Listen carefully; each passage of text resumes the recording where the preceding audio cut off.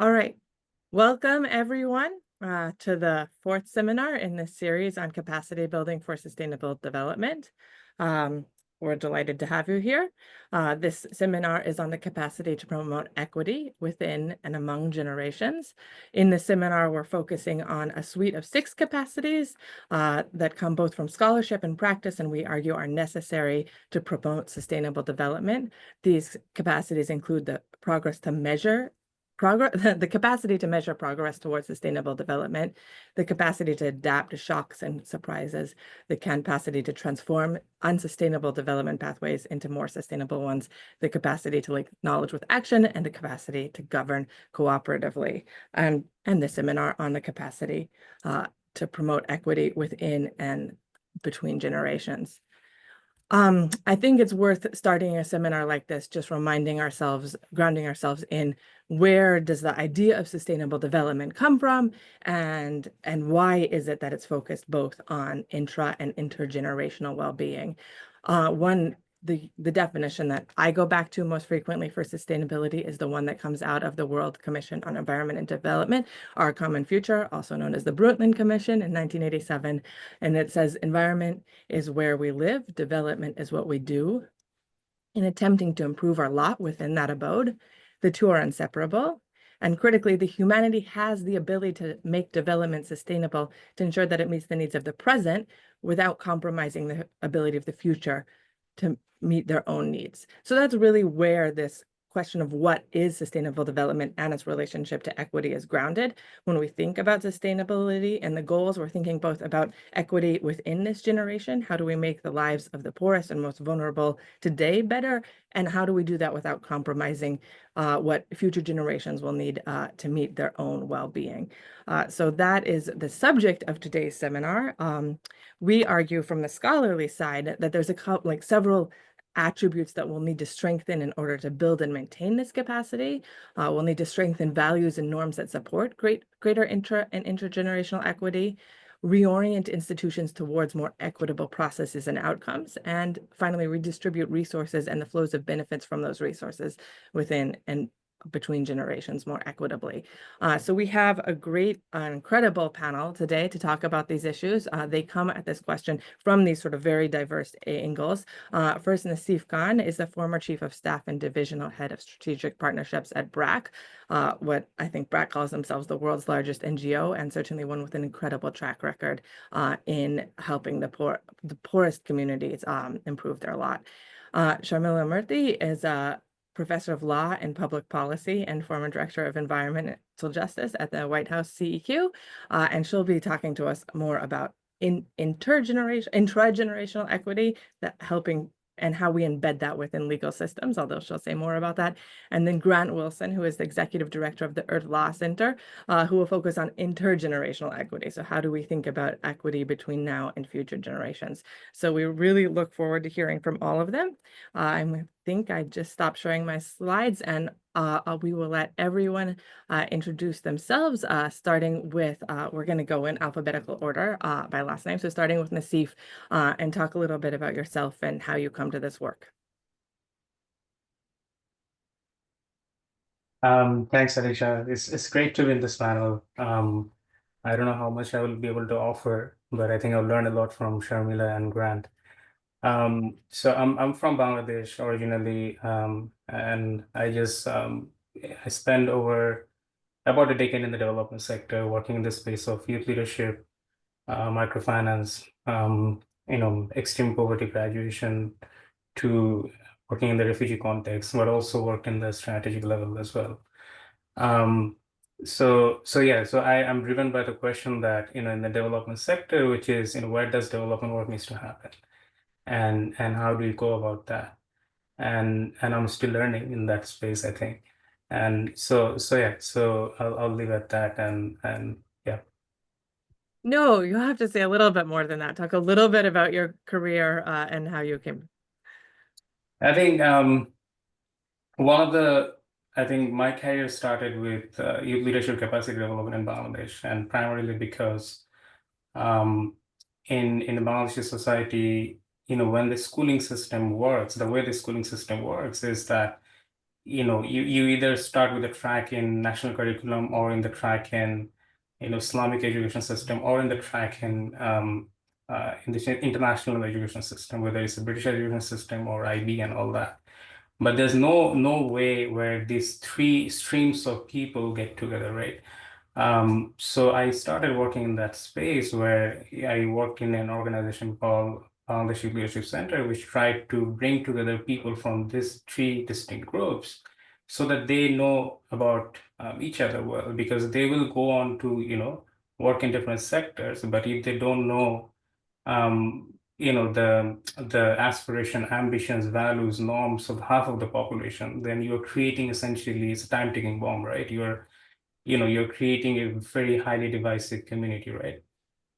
So I started working with that. And then at one point, I think, I realized that, when you have extreme poverty in a country, it seems like a luxury to work in that space. So I decided to join BRAC. It was not a linear journey, but, I decided to join BRAC and try to understand development more at the grassroots level. And that was my entry point from microfinance to see the work. And that's where I think I really got a sense of capacity, individual capacity in terms of realizing their own potential. Um, and in the refugee setting, when I work in the Rohingya refugee setting, when they came to Bangladesh, um, when they fled from Myanmar and came to Bangladesh in late 2017, I think August 2017, there was no reason for them to be hopeful about the future. But I saw that transition in about 6 months' time, they're doing all the stuff. And even if in a very restrictive setting in the camp, they're trying to make the best use of resources that were provided to them. And I think that's where hope lies. One of the best definitions of hope that I came across is probably by Professor Marshall Guns, who said, hope is in the space between uncertainties and fantasies, right? So it's like an illusion that you always look for certainty, but there will not always be certainty. And having the capacity to navigate that space, I think that in and of itself is the crux of development work. So yeah. Thank you, Nasif. I think in alphabetical order, Sharmila, you come next. Perfect. I love that quote. So I'm Sharmila Murthy, and I first just want to say what a pleasure it is to be with you, Alicia, and also with Professor Bill Clark and the other panelists. I owe part of my journey to the Sustainability Science program at the Harvard Kennedy School, where I was a little over a decade ago as a fellow and visiting scholar. I'm now a professor of law and public policy at Northeastern in Boston.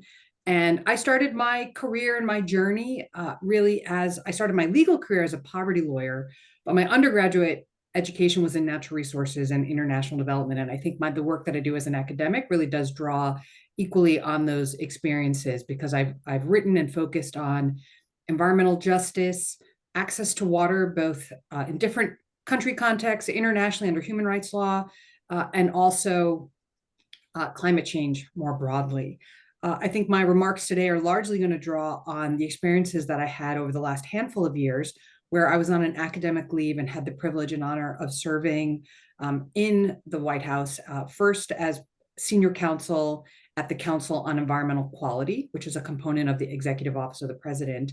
And then I moved over to the policy side and was a director for environmental justice in the newly established White House Office of Environmental Justice. And so I'm really looking forward to today's conversation. Thanks so much. Thank you, Sharmila. And Grant.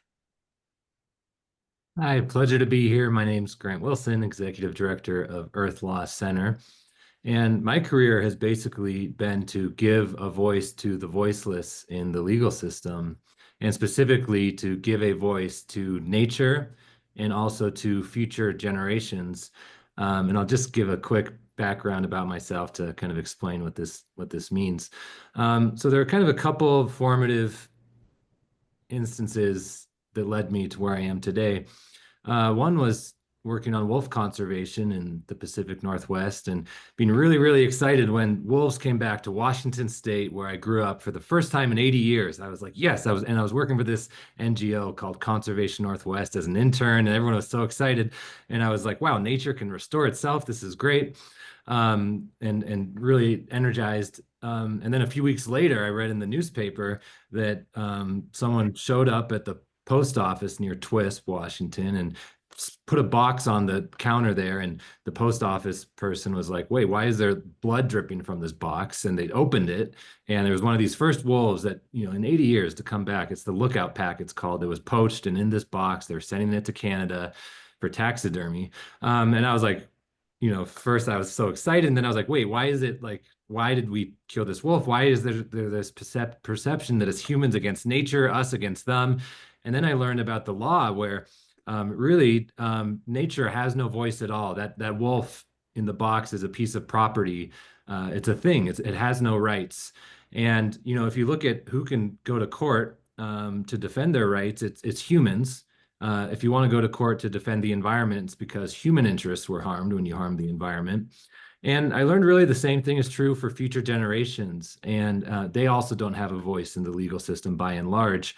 And I especially learned this working in law school. I later went to law school representing small island nations in climate change talks. And, they face this existential threat to their future. But the future people who may not have a home because their island nation, where their family is from, is literally gone, don't have a formal voice in the legal system. They don't have standing.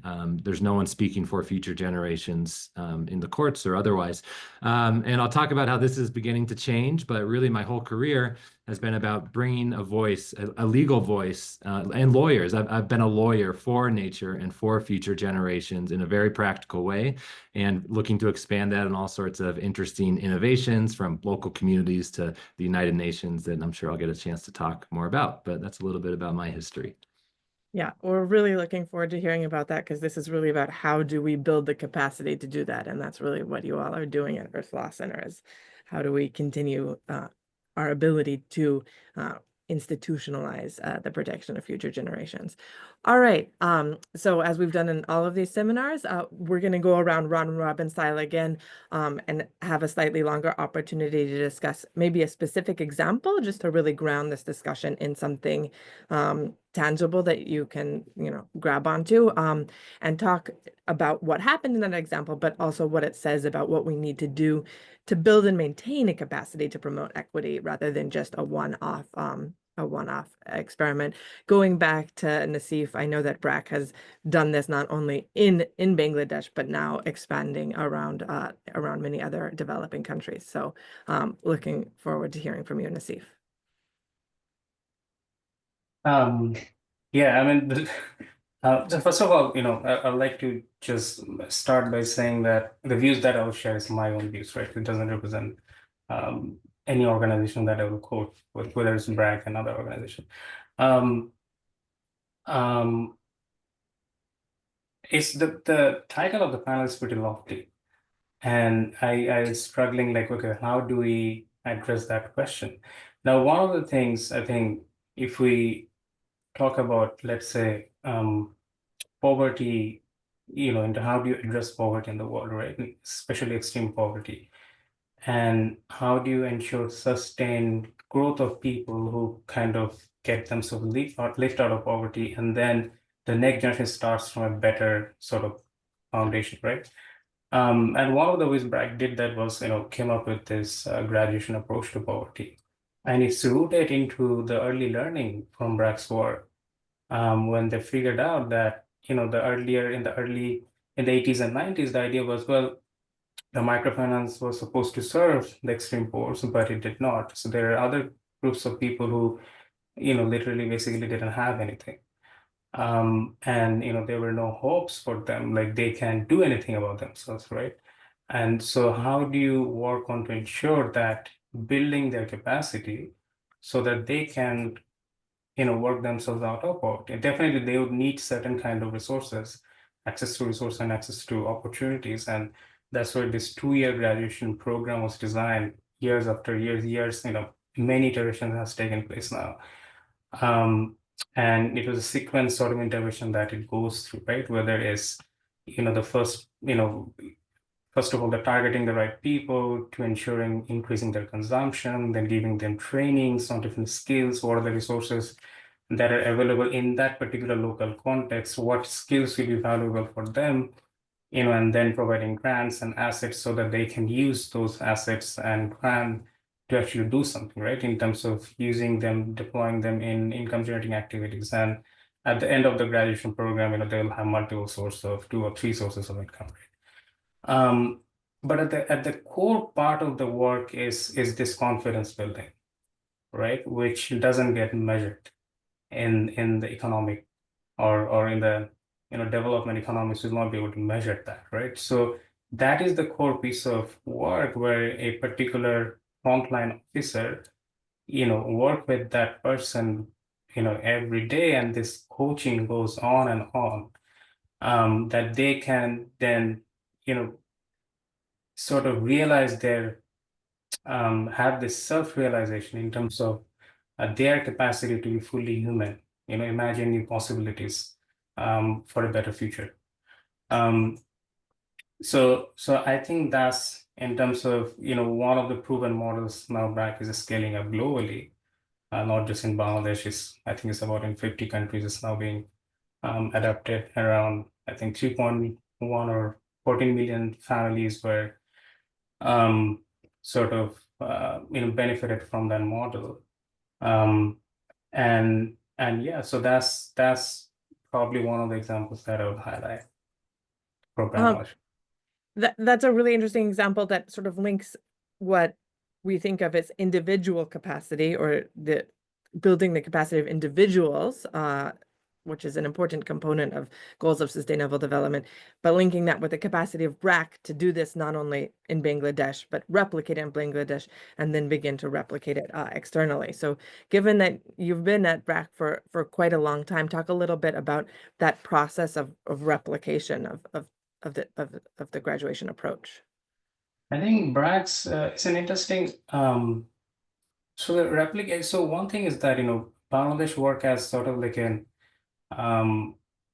pilot lab for BRAC's work, right? So BRAC does, that's my realization, that BRAC does things in Bangladesh, and then kind of when it has it sort of has confidence, like now we know how to tackle this issue, and then it goes into different contexts and try to replicate that model. But it does not replicate that model as a blueprint, but sort of takes the design principles, right? So it's need to be locally contextual, be able to meet people where they are instead of just going there and say, here's a bunch of things that I want to do with you, right? So the replication, the people who does this work in Bangladesh, kind of they become the technical experts, and then in working in other countries with other partners, whether it's a government agency or other NGOs or development agencies, and then try to build their capacity within that context and figure things out and learn from there, and then adapting this model, right?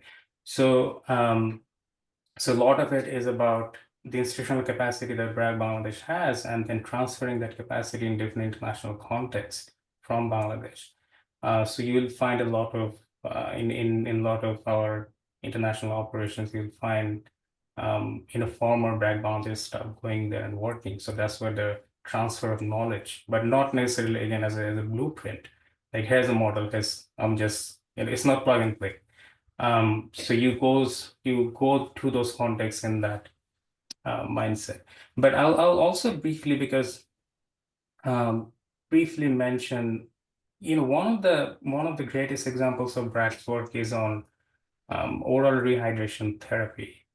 And it's a simple solution that was, I think, made by late Professor Richard Cash from School of Public Health at Harvard. He came up with the solution. And in the 80s, it was diarrhea was the second leading cause of death of child under 5.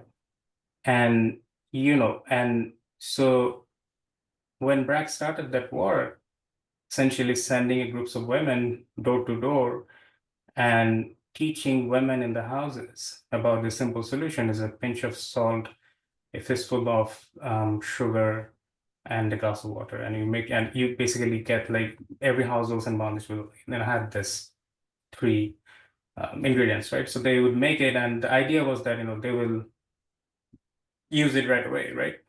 But the first pilot happened, and then the adoption rate was about 6%. So BRAC inquired and realized that the BRAC's own health worker didn't believe in that solution. When their child, was suffering from diarrhea, they would not use that solution. So what they ended up doing was, bringing these health workers to Dhaka, to the research lab, and show them, like, this is how it works, and it actually works. And then again, they send those health workers in the field, and they train another batch of people. And, and turned out the adoption rate was about within the range of 10 to 20%, something like that, right? It was, so again, like, okay, what went wrong? So then BRAC sent a bunch of anthropologists, and then realized the focus was so much on women. It's a patriarchal society. Men was the decision maker. Men was like, what is this? What is this nonsense? It doesn't work. Don't do that. So BRAC realized, well, then we have to bring men into the picture. So then BRAC would organize with men and train men and say, well, if your wife forgets to do this, you now know to do it as well, right? And the adoption rate picked up, right? And between 80s to 2005, I think the child the death rate was plummeted around 80% or something like that. And then it was and it went to scale that program with the government, right? So it goes on to show in terms of, you just don't focus on capacity development of a particular group of people, but you also need to develop the capacity of the people who are going to deliver that service. But also you need to be sort of be critically aware of, who, like, if you want to create an enabling environment, who are also the stakeholders in that local context, who needs to learn what, right? And build that capacity there too. So for example, BRAC also went to a lot of mosques, temples, so it take advantage of the religious leaders and also build their capacity. So yeah, I'll stop there. Thank you so much, Nasif. Sharmila, let's go on to you. So that was just such a great overview. And I have to say that listening to you talk about BRAC's work with microfinance honestly brings me back decades to when I was right out of college and had a Fulbright and worked with the Self-Employed Women's Association in India on their rural microfinance program. And, as I'm reflecting on just sort of all the experiences I've had, thinking about this question that you've posed to us, Alicia, I just think some of the themes that you just highlighted in your own remarks are just so relevant to even thinking about the lessons that I want to draw on from my time working in the White House. So the amount of time it takes, competence building, meeting people where they are, really examining who are all the stakeholders. And what I'd love to do really briefly is not focus on just one initiative, but try to paint the picture of what the Biden-Harris administration tried to do in launching the most ambitious environmental justice agenda really in our nation's history. And I want to say that if you'd like to learn more, there's actually still an archived website up. So feel free to Google this, but you could go to bidenwhitehouse.archives.gov/environmental justice. That's one word, or some combination of that on Google should get you to the right place. But it was a website that really does outline all of the pieces that I'm going to very briefly talk about. So within his first week in office, President Biden had signed Executive Order 14008 on tackling the climate crisis at home and abroad. It was a very big executive order, but it had a whole section on environmental justice that really launched a number of very key initiatives. So historically, environmental justice has always really been about addressing disproportionate and adverse human health and environmental effects of federal action relating to communities with environmental justice concerns. Part of what was really tremendous about the administration's work was that it was also looking at the flip side of that coin, trying to develop greater shared prosperity through the Justice 40 initiative, which sought to direct 40% of the overall benefits of federal investments in climate, clean energy, water, and other areas to disadvantaged communities that had long been overburdened by pollution and marginalized by underinvestment. Because Alicia, to your point about equity, part of what this is that for a long time, communities were left behind. And what are we doing now to try and remedy that? In addition, that term disadvantaged communities was largely defined through a geospatial mapping tool called the Climate and Economic Justice Screening Tool. And that's been taken down, but you can still find it at screening-tools, sorry, I should say that again, screening-tools.com. And I think some of the feedback that we got with the tool is that it allowed communities to see themselves, to see that the environmental, health, climate, and other socioeconomic burdens that they were facing, they could see themselves in a map. Access to information is critically important for communities on the outside when interfacing with a big institution like the federal government. Part of what we tried to do was to expand access to information and create greater forms of accountability through the creation of an environmental justice scorecard, which had cross-government, whole-of-government metrics that were on questions of to what degree are you advancing environmental justice and addressing the key drivers. In addition, we had two different institutions that were about capacity building. So one was really, what's the capacity building internally at the federal government? And we had a lot of different coordinating mechanisms, but one that really got somewhat supercharged in the last administration was called the White House Environmental Justice Interagency Council. And because environmental justice, it's not an issue. It's actually about how agencies are doing work, because lots of different agencies are doing work that impacts human health or the environment in different ways. And it was about shedding a light and creating forums for sharing lessons learned and other best practices. Another key mechanism was, how do we elevate the voices of those on the outside, those that have long been in communities at the local level? How do we bring those voices to decision makers? So obviously meaningful engagement and trying to create opportunities for that was huge. But another really important way was leveraging federal advisory committees. And we had created the White House Environmental Justice Advisory Committee. So you had nonprofit leaders, leaders from state and local government, academics, private business owners, and others actually having a way in which they could be providing recommendations. And then the federal government was actually required to actually respond to those recommendations. And you know, our versions of those are still available online. Fast forward to April of 2023. I was so proud and excited to be in the Rose Garden on the day that President Biden signed Executive Order 14096, which was on revitalizing our nation's commitment to environmental justice for all.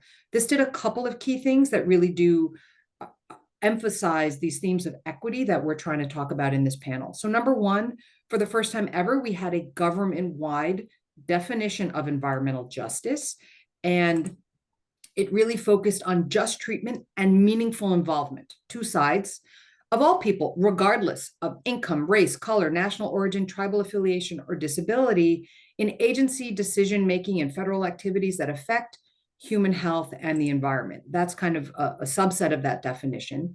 And then it gave rise to a number of different initiatives. I just want to highlight two that I think relate to the themes here. One is the importance of planning and the importance of having agencies really think strategically about how are they actually going to reorient their programs, their initiatives, do the kind of training and capacity building that they need to advance environmental justice. A key way was through the development of environmental justice strategic plans, and a number of agencies did in fact produce those at the end of 2024. And then finally, connecting to the theme of science and research and data, through the National Science and Technology Council, the NSTC, a new environmental justice subcommittee was stood up, and they created a remarkable roadmap for research. And it was called the, anyway, I'm not going to get the full name off the top of my head, but it's a great research plan. You can get it linked. It's linked off of the website that I mentioned before. But really the goal was to address gaps in research, data, and science related to advancing environmental justice. So I'll end there, and then in the next round, I'm happy to come back to some themes and dig deeper into any of these.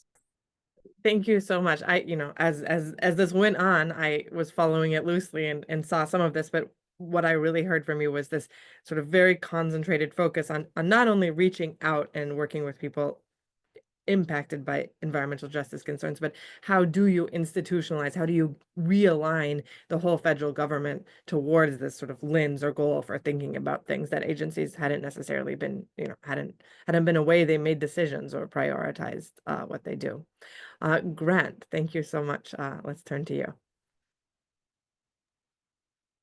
Yeah, thanks. And, learning a little bit more about involving NGOs and community leaders in White House decision-making is really interesting to me. And, that's a big part of what we do, is to figure out, well, if we give nature a voice in the legal system, if we give future generations a voice in the legal system, and I'll share a few examples. But once we do that, who speaks for nature? Who speaks for future generations? And I think it's really, really important that a lot of the folks speaking for those so-called voiceless entities are, frontlines communities, those impacted by climate change harms, those who culturally have spoken for these voiceless entities in many ways for a long time. And, one way that manifested recently is this case on the Marañón River in Peru. It's the major tributary to the Amazon. And there's a lawsuit brought by the Cucamonga Women's Federation for oil spills that were being caused by the state oil company and the government itself, poisoning this river and the indigenous people who live alongside it. And they brought rights of nature as part of their claim, saying this river has rights just as we do, and also referenced future generations and the need for intergenerational equity as part of this claim. And ultimately, the court said, the government has to stop poisoning this river with these oil spills. They put out some ways to do that.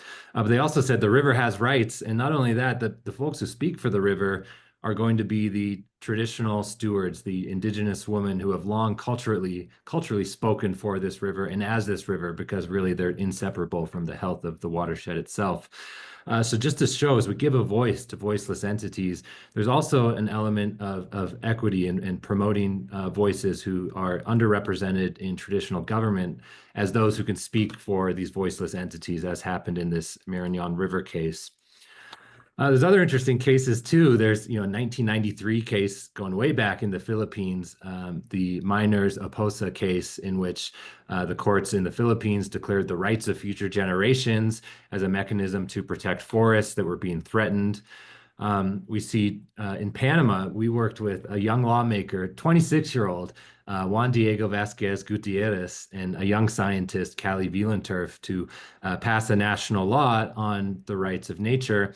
And it also includes a clause on the rights of future generations in Article 3, saying the state must respect nature and its existence integrally due to the intrinsic value and the enjoyment of present and future generations. So with these two big voices that are missing in the legal system, nature and future generations, in some ways they're starting to be heard together in laws that consider both of their interests around the same time.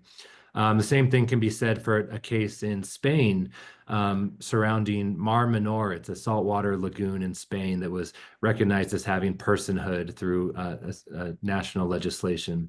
And part of the motivation there was understanding that we cannot achieve intergenerational equity and justice unless we're actually protecting nature in this deeper, more systemic way. We have to move away from this model where nature is just a thing or property if we're going to ensure a thriving, healthy planet for future generations. And so this lagoon, saltwater lagoon, was given rights. It was given a legal guardianship body that speaks legally as the lagoon. And there's different seats of who speaks for the lagoon. And one of those seats is for youth leaders. So youth are empowered to speak on behalf of the saltwater lagoon and, of course, on behalf of young people as well. So sort of this merging of these two ideas. Of course, there's a lot of other legal innovations just involving future generations that I think, considering the scope of this panel, are worth mentioning. There's ombudspersons that are an ombudsman, but I think ombudsperson is my preferred articulation of that, such as in Hungary, where there's a role of someone who specifically speaks for future generations. They comment on proposed legislation. They receive complaints of people who are concerned about the future and including environmental threats to future generations, and issue advisory opinions and on these types of issues. We also see in Wales the Wales Future Generations Act, where governmental agencies are required to consider environmental impacts on future generations, not just current generations, but those to come. And this has resulted in changes in policies, such as rejecting a big highway project that would have caused major climate impacts. And they're looking at least 25 years ahead. Even looking further ahead are towns like Vancouver, British Columbia, where they look 100 years ahead in urban planning and sustainability. So again, if you look at courts right now, who goes to courts is people impacted right now for actual and imminent harms. That's a legal standard to have standing in a court of law. You can't be talking about things that are kind of theoretical, way far ahead. But governments are starting to realize we need to plan that far ahead. We need to look 100 years ahead. I think we've all heard this idea of looking 7 generations ahead. And there are ways to begin to do this through urban planning, through laws, through bodies representing future generations, and through court cases that are beginning to look beyond these short-term interests to consider nature's long-term interests and future generations' long-term interests as well. Lastly, I just want to introduce 2 fun legal concepts that I'm starting to see emerge. And there are these complicated court cases coming to the courts all the time, and they need guidance on how to make rulings on complicated issues. And there's 2 legal standards that are really interesting emerging. One is in dubio pro natura, when in doubt, protect nature. And another is in dubio pro futura, when in doubt, protect the future or future generations. And I think these are just really simple, exciting, pithy concepts that, if courts applied them, if governmental agencies applied them, just as a basic standard, our future would be in a lot better shape. And when there's those gray areas of what do we do in these complicated decisions, if we thought our kind of guiding star, our future generations, and nature, we'd be making better decisions, and that's starting to manifest in some really interesting ways. Those 2 legal concepts are fascinating, and really link back to sort of a long history in environmental scholarship on acting sort of carefully, and when in doubt, being mindful of the impacts you might have rather than just going all out. There's a term for this. Someone help me remember it. It just, I was thinking of it and I forgot it. Precautionary principle. Thank you. It was in my mind like 10 seconds ago. Yes, the precautionary principle, but it's great to see that being institutionalized into law. Nasif, I wanted to turn back to you, and I wanted to get you to talk a little bit about something particular, going back to this to the graduation model. But you talked about how BRAC iterated until you felt like you got it right in Bangladesh, and then scaled it up internationally. But a step happened before that, which was BRAC iterating until they felt like they understood sort of the basic tenets of the model, and then working with the government. So I'd like to hear more about this how BRAC interfaces with the Bangladeshi government, and how this relationship has been built over time to be so successful at getting these equity initiatives scaled beyond what an NGO can really do alone. Yeah, I think it's much more nuanced. It's not like BRAC and the government, but I think it's a lot of it has to do with how the country has seen the socio-economic development growth in past more than 50 years, right, since 1971. It's unique in a sense that Bangladesh has developed predominantly because of a sort of progressive, strong social sector led by BRAC, Grameen Bank. There are other organizations in the public healthcare sector. There's an organization called Gonshasco. And so, because in the absence of, in many ways, the capacity of the government in that time, in the 70s and the 80s, and also the political sort of instabilities that existed since 1971. So I just wanted to situate that context, right? So a lot of this experimentation happened in many issues, right, by BRAC, by other organizations, and also working on addressing poverty in 1970, like right after the birth of the country, Bangladesh was the second poorest country in the world with over 80% of the poverty rate was over 80% or something like that. So you don't have actually a lot of options other than working on that issue, right? So there are a lot of experimentation happen in different ways and different models. So I think, and BRAC started with, I think the earlier days of BRAC started with this component of a variation of microfinance, but it's also an integrated model of development program rooted into two particular areas of the country. One, and the idea was like if we go into, because poverty is multidimensional, it's not just lack of access to income or capital or education or healthcare or agriculture, is everything. So you go into that village and actually work with the community, and then provide all these different elements and see how that works out. And through that process, it realized, well,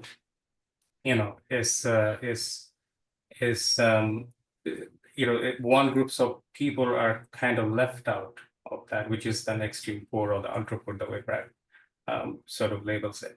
But I think gradually what happened is, government has its own safety net, social safety net schemes, the different safety net schemes.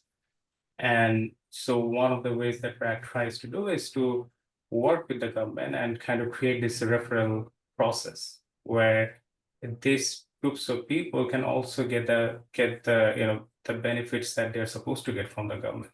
So it's not like BRAC versus the government. It's also or in the case of all the NGOs. So it's like how can this NGO sector complement the work of the government in terms of addressing poverty in the 80s, 90s, and even today.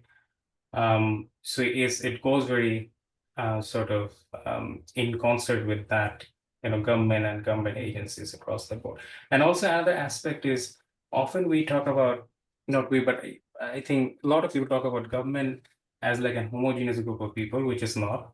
So the partnership and a lot of work needs to happen at the local administration level, at a more in the context of use state, but we call it division, and then you have national, right? And a lot of the work happens in the local level, right? So a lot of the partnership happens in local level. So local administrator also has a stake in his or her sort of region, or where that administrator has authority, right? And it's in their incentive to work with local actor to solve some of the issues that the local administrator is responsible to do, right? So the partnership, I think, evolved in that very nuanced way, instead of like, here we are, let's do a partnership, not like that. But also throughout the years, BRAC and all the other NGOs in the country who started their operations in the 70s or the 80s, I think they also built their credibility because of the work they have done on the ground on different issues, whether it's healthcare, whether it's microfinance, whether it's extreme poverty reduction or agriculture, because the government saw the benefit of that. Thank you. I think this leads right into what I wanted to ask Sharmila, which was how did you see the sort of federal level work that was done on creating an environmental justice definition and everything you did filtering down to not only sort of state level, but even lower than that, or non-state actors? I think one of the things that we really worked hard to do was to actually practice what we were preaching in terms of really trying to engage meaningfully with communities. And I think one of the things that I appreciated about the conversation so far is really just, first of all, how long it takes to institutionalize things, but that also it requires a level of iteration and it requires a level of openness. And I think one of the biggest challenges is that there's sort of almost a like wait and then hurry up and go sort of element to working in the government, where things take a long time and then all of a sudden you get the green light to move and you want to move quickly.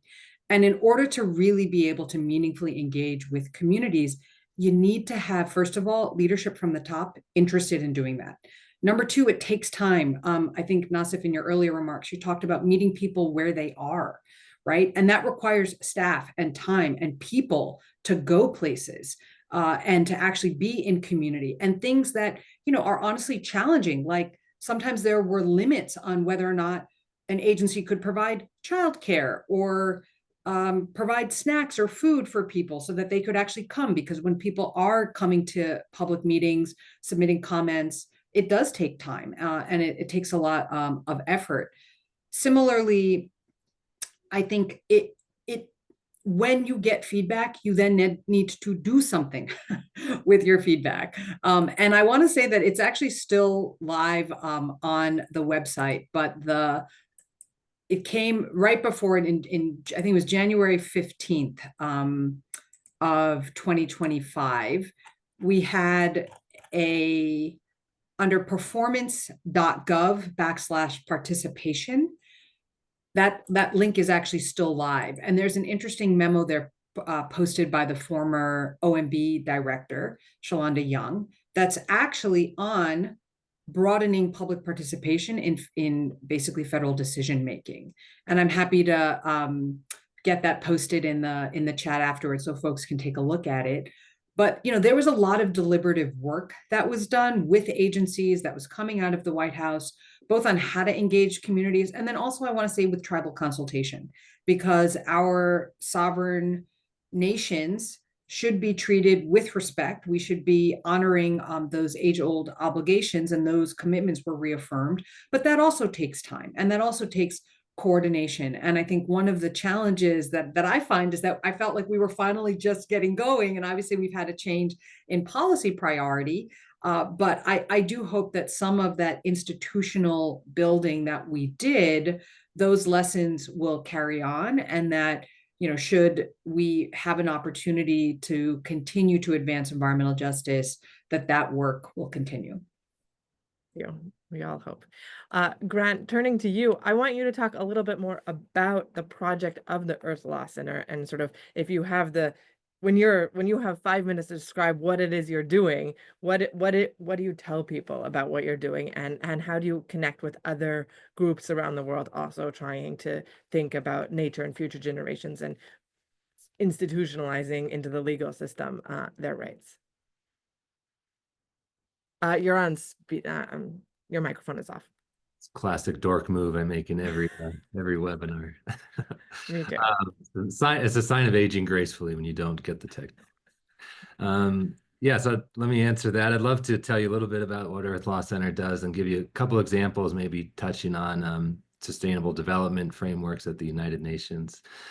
So in practice, Earth Law Center, we're lawyers and legal experts that provide advice and guidance to governments, to indigenous peoples and sovereign tribal nations, to companies, to communities, really anyone about the emerging Earth-centered legal movements happening across the world. So rights of nature, rights of future generations, legal guardianship of voiceless entities and who speaks for them, bioregional governance, starting to govern based on bioregions more so than arbitrary borders, political borders, the proposed crime of ecocide, which is a proposed crime at the International Criminal Court to criminalize the large, widespread destruction of nature in some instances, and other efforts that basically work to align human laws with nature's laws. And I think we all understand scientifically humans are one part of this much larger community of life, and we understand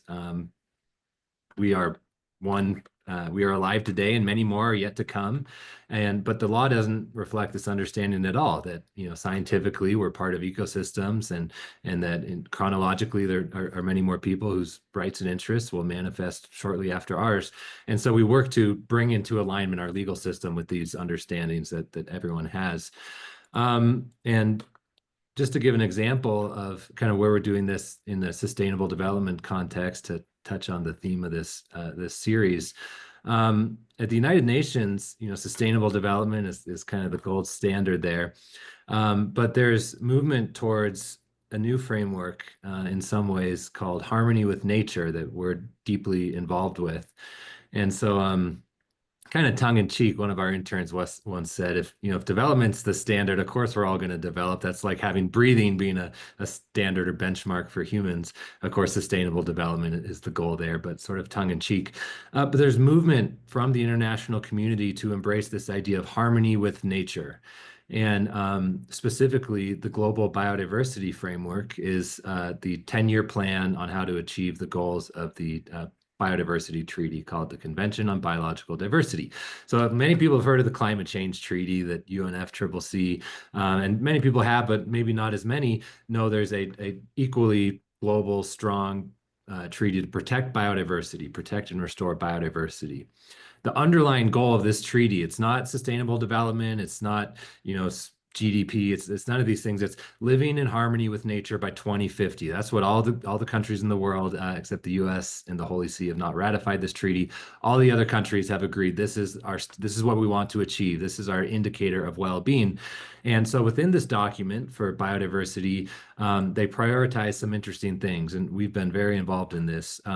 One is to consider and implement, where appropriate, the rights of nature, something called Mother Earth-centric actions, in other words, just things that give nature a voice in the legal system, to implement this as a way to protect and restore biodiversity. And so what we're doing is offering to governments across the world free consultations if they want to look at their laws and figure out, how do we give nature a voice? How do we align our laws with nature? How do we really consider intergenerational equity, both for nature and for future generations, into our legal system? We're offering consultations to national governments on that topic. And this is in line with what we've done previously, which is work with national governments, with sovereign tribal nations to innovate in different ways with their legal systems. Additionally, the same document goes into intergenerational equity, the Global Biodiversity Framework. Intergenerational equity is a guiding principle of this entire framework to protect and restore biodiversity globally. And so, again, we see here, United Nations, international community, biodiversity treaty, harmony with nature is the goal. Intergenerational equity and Mother Earth-centric actions, rights of nature, are core principles of this document. And so it really is an international shift that's really, really exciting. I should mention briefly a missed opportunity at the UN, but maybe a possibility of hope. Another place future generations was recently explored at the UN is through a process that resulted in a declaration on future generations. And I was really hopeful that this would result in a declaration on the rights of future generations. So they left the word rights out there. I think future generations have a right to exist, a right to thrive, a right to a healthy planet. And actually, this is even reflected in U.S. case law in the held decision in Montana, where they've constitutionally, in their state constitution, recognized the rights of future generations. But the UN talked about this. We pushed hard for them to say future generations have rights. They left out the word rights last year at the Summit of the Future. But they still passed a really interesting, strong document that I think is really, really important to begin to give future generations a voice at the United Nations. And part of that, and this is what I'm really, really excited for, is the Secretary General of the UN has called for a U.S. envoy for future generations. So what this would be is basically part of the UN, a body with many youth representatives and others speaking for future generations at the United Nations. And I think this is so, so important. And if that happens, as I hope it will, because the Secretary General sure has been talking it and pushing for it a lot, I think you could also see a special envoy for nature, where nature has a voice at the United Nations and is represented. And then again, you get to this question of who speaks for nature and who speaks for future generations. And that's a chance to promote equity, to promote underrepresented voices who are disproportionately impacted by environmental harms. And maybe the UN becomes a space where we can begin this practice of listening to the voiceless entities we've long ignored legally, and begin to figure out how we can integrate their voices into decision-making at the UN. Will this lead to a seat in the UN General Assembly for future generations in nature? I hope so. But it could happen, but you have to start somewhere. So I think that's an exciting development. Internationally, this is, again, something many communities are going to look at. And if they do it at the UN, I think a lot more governments will do it as well. So it's something I'm excited about. That sounds really exciting. So I had planned, as you know, in the sort of sequence of events, to go into something that you're worried about. But that was also such a lovely, hopeful example that I'm looking more to hear from each of you on what it is. Not just, maybe it keeps you up at night. Not maybe you're worried about it in terms of the capacity to promote equity, but maybe it's some I think we're all worried about lots of things at the moment. So maybe it's some space for hope, and something that you're excited to keep working on as you're in this space. And Grant, you just sort of gave yours, so I'm going to turn the wheel around and go to Sharmila next. This has been such a great conversation, and I've just learned so much from you, Grant and Nasif, about just your work and really just seeing the themes that we've been kind of reiterating about the importance of institution building, but the importance of engaging with community and this kind of dynamic exchange. And I know some of the questions in the Q&A have also really gotten to, well, what do we do now with the change of administration? And I want to maybe try to think about what are the avenues for action now, and maybe look at history as a past. So environmental justice as a movement, like I think some of the movements that the other speakers have talked about, didn't start in the federal government. It really was a reaction to long work that was done in the communities. The environmental justice movement was really born out of the environmental rights movement and the civil rights movement really coming together a number of decades ago. And we have a number of states and municipalities and regions across our nation that really do want to ensure that everyone in their community has access to clean water, can breathe clean air, is not living near harmful, toxic, factories. And just this idea that environmental justice, it's not about them. It's about all of us, and really trying to think about creating communities that we can all live in. I think that one of the most powerful things, though, that we can do, and Grant, even your last comments about the work at the UN, I think of as important, because sometimes in the US, people say, so what? Who cares what the UN is doing? I think that there's a really important role in building norms and in shifting norms here. This idea, so we saw this, for example, during the first Trump administration, when we pulled out of the Paris Agreement on climate change, and you had states and cities saying, we're still in. And I think that helped to create a sort of reinforce the norms around the need for climate change. And I think just in this wake, sort of the push and pull from the community level, the state and local level, the international level, that there are ways that we can continue to keep these norms alive so that they can return to concrete policy action should there be appetite for that at our federal government. Thanks. Nasif, thank you, Sharmila. Hope, looks for hope. I think I'll echo Sharmila when she said about history. I think in the context of Bangladesh, in the 1970, if I'm not wrong, in my recorded history, Bangladesh saw one of the deadliest cyclone, and it killed about 300,000 people. People's lives were lost, right? But if you look at now, a similar kind of intensity of cyclone, Bangladesh will see about 99% fewer fatalities right now. And so this sort of, significant transition in terms of the country's capacity and being the second poorest country in the world and all that, it did not happen just because of a bunch of infrastructures. It did not happen because of just private sector investment. It did not happen because there are a bunch of NGOs or local capacity development and all. It happened because of all that, right? So all the contradictions that exist in that small country with 170 million people, it tells a remarkable story of resilience, right? So I think that's where I find some hope in terms of figuring out what to do next for Bangladesh in terms of the development context. But I also think that also gives some lessons from other countries, especially in the western parts of the country, to learn from in terms of how to,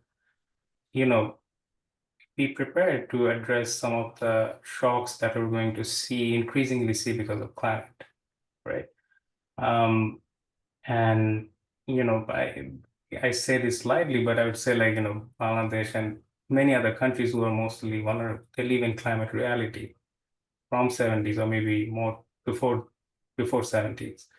And in countries like US and other Western countries is still living in climate theory. So I think those are the two. And number three, I'll say,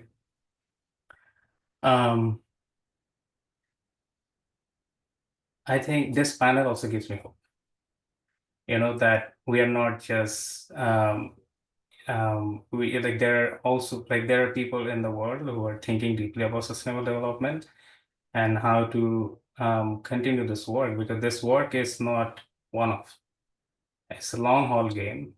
It's a generational work. One generation will do something, and they will give us a better freedom, to access to different opportunities and everything. And then the next generation will have to do their work to fight for freedom again, and then pass the baton.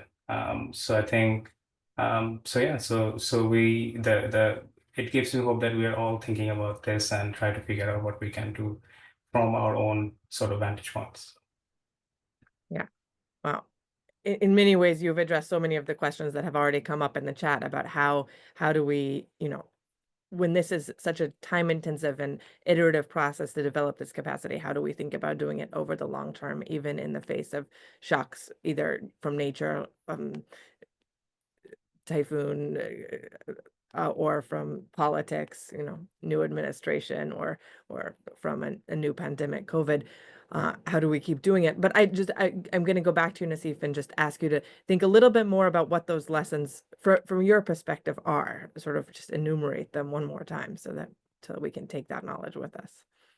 I think one, I would say, rightly picking up from you, is that, the work on, first of all, I think the development sector uses these jargons, right? Equity, sustainability, these big words, and not being very precise in terms of what we mean by that. Now, I was talking to somebody yesterday, and that person was using this term, implementation science. We need to focus more on that. And like, what does now implementation is a science? Okay, interesting.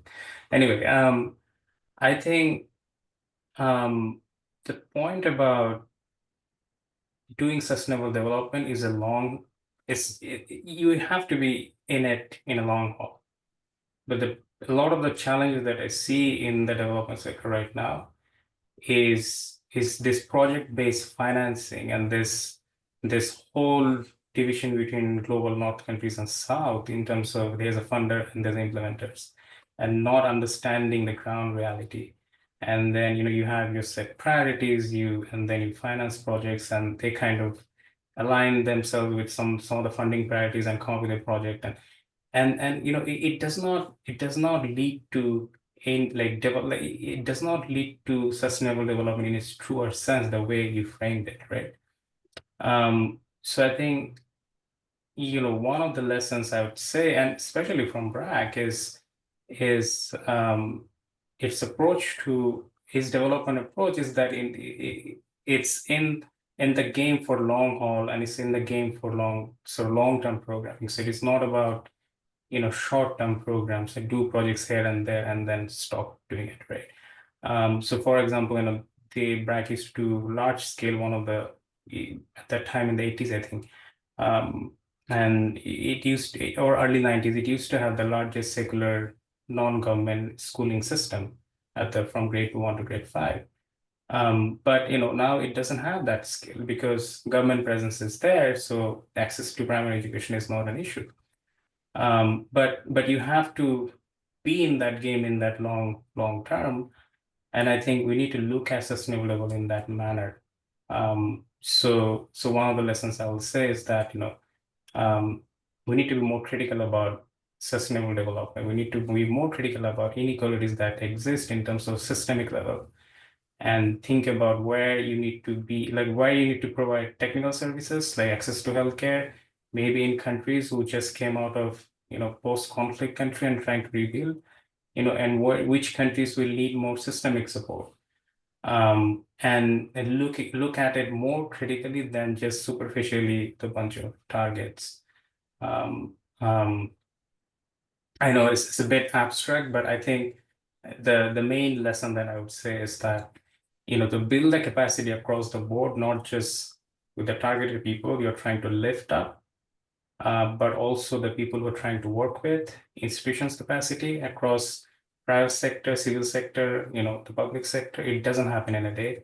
It doesn't happen in 5 years. It doesn't happen in 10 years. It happens I don't know, 20 years, 30 years, 50 years. So you have to look at it from that perspective, knowing where the country is, and then work from there, if that makes sense. Yeah, thank you. Grant, we're doing our last round robin now, which can partially be sort of what you've learned from this panel, but maybe before or in concert with answering that, Grant, think a little bit also from your perspective about the long term in your space, historically and into the future, which is this is a conversation about the rights of nature and future generations, which sort of was very niche. I don't know, you'll have to give me a timeline, a decade ago, but is less niche now. You hear about it a lot more. And how has that happened? How has it become more central, and what's the, I don't know, institutional work that you and others have been engaged in to make it happen? And then what have you learned? Yeah, these movements have grown precipitously in the last 10 years. And I've been doing work on the rights of nature and rights of future generations for over 10 years, ever since I graduated law school in 2013, essentially. And I back then it was got laughed out of some rooms and a lot of critiques, and now there's a lot of excitement. And I think it's something that was brought up earlier, I think, when Nasif was introducing some of your outreach to communities, is the idea of hope. And there's so much despair and gloom, and this idea that we can right the ship and give people hope is really exciting to people. And so we get hundreds of youth involved in our work every year who are the smartest, most talented youth are not necessarily going into extractivism and into maximizing financial returns. They're really trying to get into fields that change the planet for the better. And so, I think our work gives them hope, and I get hope reciprocally from youth who want to become involved in this work. One of the questions in the chat there is about the Montana case and the impact that's had. And this was a case brought under human environmental rights and the rights of future generations in Montana, with youth plaintiffs and part of the Our Children's Trust string of cases. And they did win the case, and it was appealed, and they won the appeal, and basically invalidated a portion of a law that prohibited considering climate change impacts and environmental reviews. And so, I think that will have some real impact. It will take a while. And, that's the other thing that we just heard Nasif say, is that this is a long haul game. And that's actually challenging sometimes. There's all these devastating impacts to nature and communities. And we do have laws to address some of those. And they're mostly emergency room type laws, like endangered species laws that, the red lights start flashing when a species is almost extinct, and it kicks in and you try to save it from extinction. And, a lot of good people are doing that important work. But my role is to really focus on the long-term changes that we need to live in harmony with nature. And sometimes it's challenging because I have to ignore or pass by opportunities to do things. Like right now, for example, there's mining threats in my community, and there's folks rallying to stop those. And I'm unable to help much because I'm just so focused on this singular goal of changing the law in this longer term vision. But I do think that hope is important. And the other thing I'll say is that there's, very, very talented people working on this stuff, very smart people. There's a group of, despite maybe a missed opportunity at the UN, although I'm still hopeful it'll build up towards a larger vision. There's folks working on something called the Maastricht Principles on the Human Rights of Future Generations that really goes deep into what does rights of future generations mean? How do we give them a voice? What are the principles that the smartest jurists in the world have come up with to make this a reality? So there are people developing these ideas, and Sharmila, you mentioned that we need to have these ideas ready, and when the opportunity arises, be ready to move quickly. And that's what I've seen happen, is that people are developing these ideas, and when opportunities arise, they are ready to move quickly. And that's happening when the politics are just right in certain countries or in the United Nations, or when there's a court opportunity to push forward the rights of future generations or the rights of nature. So a lot of the work we do at Earth Law Center is to be ready to create legal templates that are available online. We wrote a law school course book about all these things. That's we're working on a second edition. It's being taught in 7 countries now. And when the politics are right, when some of these youth leaders that are leading the way already enter into positions of power as heads of state and Supreme Court justices, we'll be ready with the frameworks and tools to really achieve this vision of hope and harmony for humans and nature. Thank you. Thank you so much, Grant. And I should add to plug Earth Law Center that you have a summer course, right? So you don't have to be a lawyer to take it. Anyone interested in learning more about this? Am I correct? You are correct. Anyone can take the summer course. I'm the professor, and there's an amazing group of every class 2 guest professors. It's 10 weeks, or no, sorry, 10 classes over 5 weeks, 2 hours each. So not a huge commitment. And I'll put a link in the chat if folks can see it, or I'm sure we can follow up afterwards. But yes, thank you. All right, Sharmila, I'm turning to you for the last statement, and it's a little bit of a hard question, maybe a challenge, which is we say that we hopefully, one hope is to take the lessons from the previous administration and make sure that they're ready for the next administration. So what are you others doing to make sure that those lessons are actually available? Oh, well, thank you. Well, first of all, participating in great webinars like this to get out the word about the things that we did. I mean, I do think that I feel like at this particular moment in time, many of us, I think, feel like our time is, we're pulled in many directions because the things that we care about, we feel like are under attack. And so there are many ways to be involved. But, you know, for example, my colleagues and I on acslaw.org will hopefully later this week be putting out a blog that sort of articulates some of our ideas. So the link's not yet live, but it's the American Constitution Society's blog. And I'm certainly, as an academic, trying to write about some of the lessons learned, because as you heard from even my attempt to be very short in my opening remarks, we did a lot. And one of the things that I want to say that's really that I think maybe I might take a slightly different tack on this and maybe just offer something that I learned while being in the government that I think relates to this, which is how hard it is to actually collect good data across the entire federal government. And as much as, you know, I'm dismayed by the chainsaw gutting of many of the key programs and policies and staff of our federal agencies, I do hope that one thing that the administration is going to do is perhaps think about how to better integrate the different agencies, because they all had sort of different, many of them had different platforms, different ways of communicating. And when we were trying to do all of government initiatives like the Environmental Justice Scorecard or collecting data and information for the Justice 40 initiative, it was actually much harder than you might think, because the kinds of systems and access to data at your fingertips is really hard. And I also think that we don't have, there was competence building and assessment. This was something that Nasif mentioned in his opening remarks, that really trying to understand how effective programs are is also not very easy. And, you know, a lot of grant beneficiaries also don't want more reporting requirements, right? And so how do you actually get information out? It's in part from, you know, doing surveys or asking information, and that has its own. So I think really thinking critically about how do we do those kinds of assessments so that we can really see what works and what doesn't work.